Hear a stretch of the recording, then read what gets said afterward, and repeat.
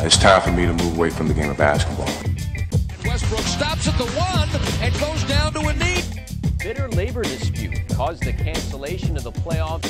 You don't know when he's going to be back. 2 really serious concussions.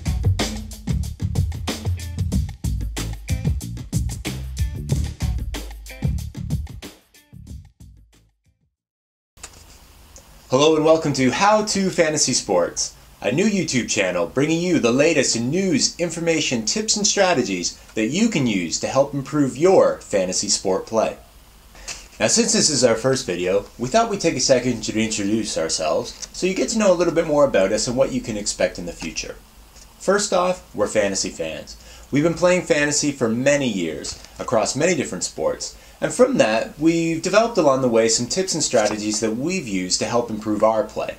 So we thought we'd publish them in these videos, post them online, get hated on by the fantasy community, crash and burn in 2 weeks, and crawl back into obscurity. But we're hopefully going to have some fun along the way.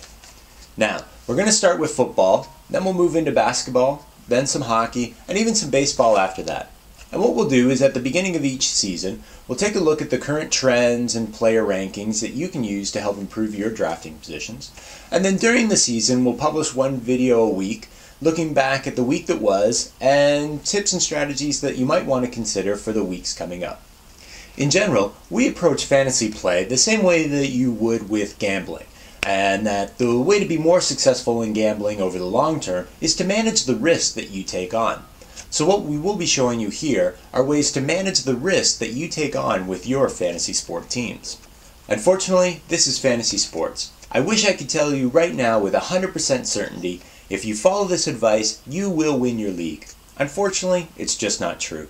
There's just so many factors that are contributing to the success and failures of your team that it's impossible to account for them all. But if you do follow this risk management strategy, you will be in a better position to handle the uncertainties of your fantasy season. So we hope you enjoy this channel, and best of luck in your fantasy future.